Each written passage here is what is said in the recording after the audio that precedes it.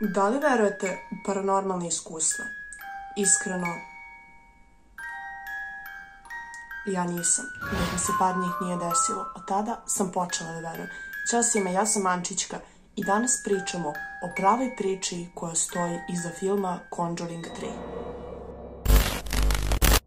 I ćao svima, ovdje Ančićka i danas prosipamo čaj na Conjuring 3. Uglavnom, kao što možete vidjeti po naslovu, uređivat ću film sa situacijom, to jest caseom, slučajem koji se zapravo desio, što verujem da svi koji ste pogledali Conjuring znate da je rađen po istinitom događaju.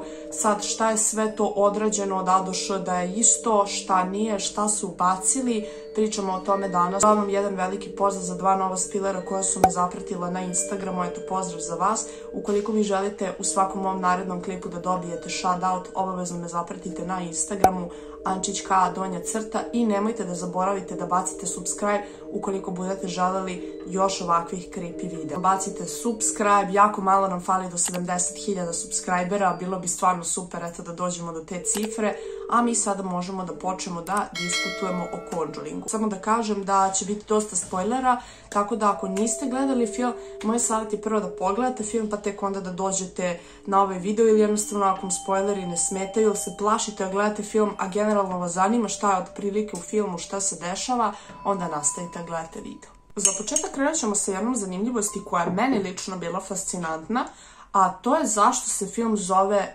Devil Made Me Do It. Ja sam mislila da su to ovi direktori Conjuringa koji su smišljali film napravili jednostavno da se tako zove film, međutim, slučaj koji je iz 80-ih godina, varan slučaj, je zapravo u sudu, znači među policijom i svim tim ljudima nazvan i proglašen kao slučaj koji se zvao Devil Made Me Do It. Ovaj slučaj počinje nam sa dečakom koji se zove David Gleysel. Navodno, njegovi roditelji su primetili da se dečak jako čudno ponaša. On je baš inteligentan, međutim primetili su da ima 11 godina i primetili su da on kad treba da uči neke najosnovnije stvari, njegova koncentracija jako popušta, da se dosta drugačije ponaša, jako često kreće da brblja na nekim nepoznatim jezicima, znači strani neki jezici koji su ono bukvalno nikad nisu čuli u životu za takve neke jezike, a oni su generalno Amerikanci, tako da ne znam, evo sad ja Srpkinja i sad odjednom dete krene da mi priča, ne znam, ono na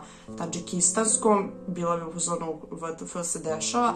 To se dešavalo sa malim Davidom Gleyselom i gde je nastao prvi red flag jeste kada je mali David video neke siluete monstruma koje su bile kao, kako ih on pisivao, lakavi, bili su kao neki matorci, uglavnom video je više likova, dok recimo, evo to je zanimljivo poređenje, u filmu on vidi samo jednog lika.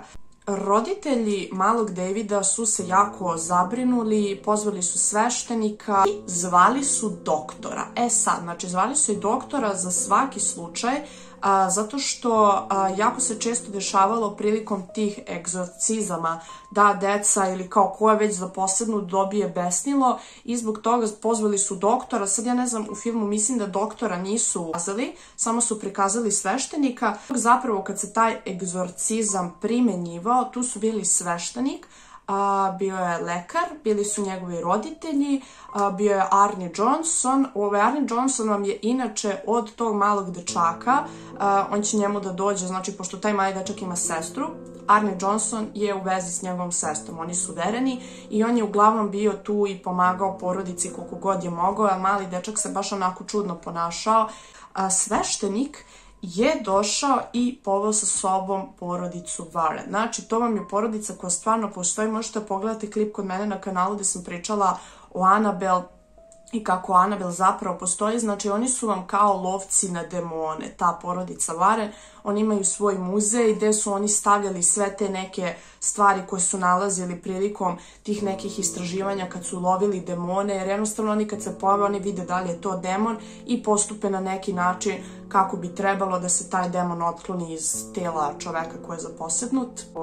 To je bio jako dug proces koji je trajao 3 dana, znači ukupno je sve bilo oko 3 dana i svaki dan po 15 sati. Da je prilikom toga, znači ovaj demonology čovjek, znači to je taj Ed Warren, to je muž, on je video da je tu postojala senka i tu senku otprilike činilo je kao 10 demona, znači i njemu su se bukvalno ovako samo prikazivale slike tih demona, znači te face, i on doslovno nije mogao sad da vidi neki ogroman lik, ali kao samo je video lica koja su mu se onako približavala i bilo ih je ukupno 42. Sad, znači, u filmu prikazan je samo kao jedan demon da je on njega jurio, međutim, zapravo to su bile kao neke senke gde je bilo 42 ta jeziva lica. Ovo je također moment koji nije prikazan u filmu, a to je da je porodica Warren, tačnije Ed Warren, primetio jednog malog zelenog dinosaurusa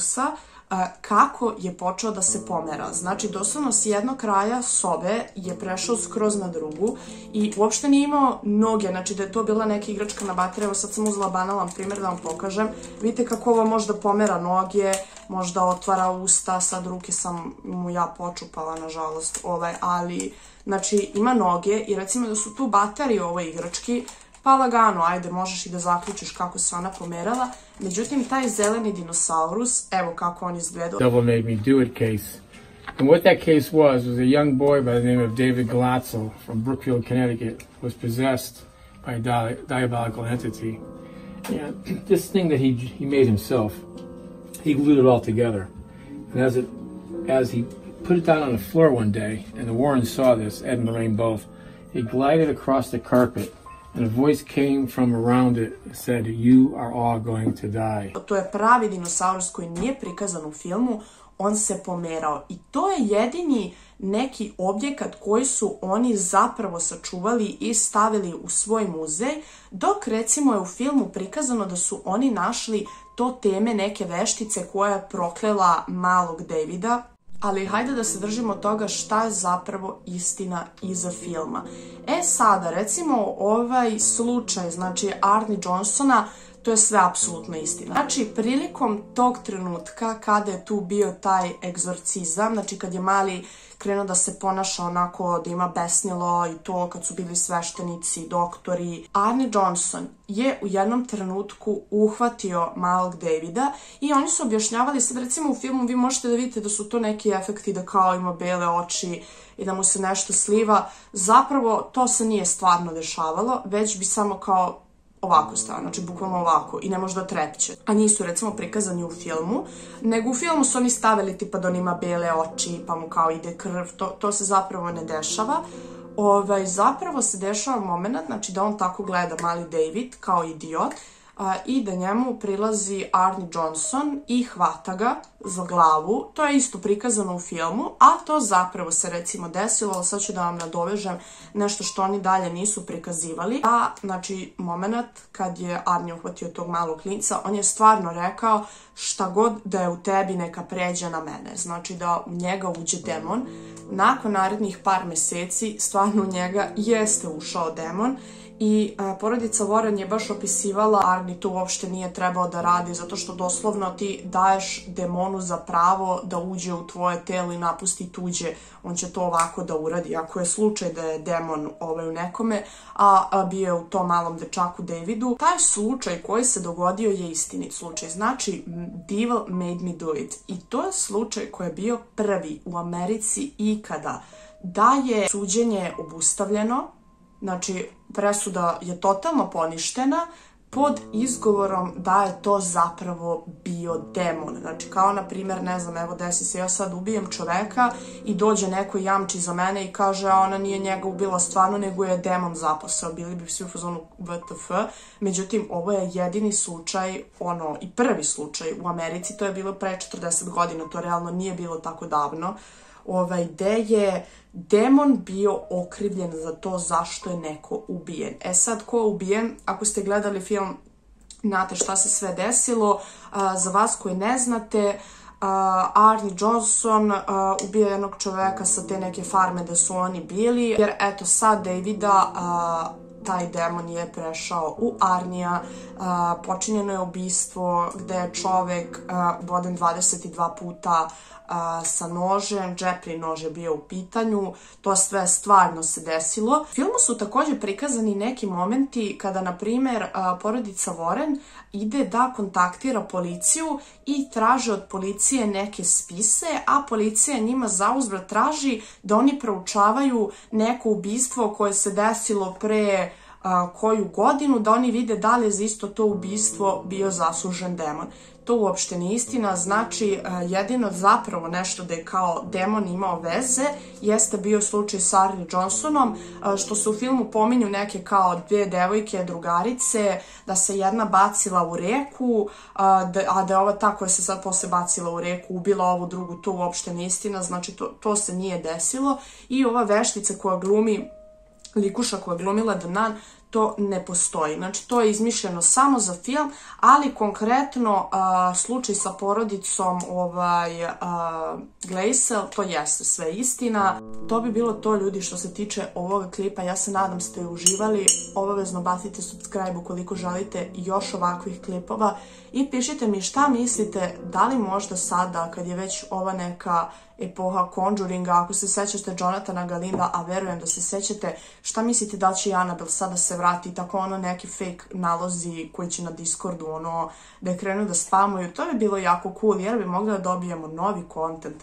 Tako da, eto, ko zna. Pišite mi da li ste gledali Conjuring 3, kako vam se svidio, da li ste generalno fanovi te franšize, da li vredi da se gleda prvi i drugi deo, pošto ja nisam gledala prvi i drugi, gledala sam samo treći, ali uglavnom mogla sam da povežem otprilike kako ide cijela ta priča. Tako da, eto, pozdravljam vas, budite mi dobri, ćao!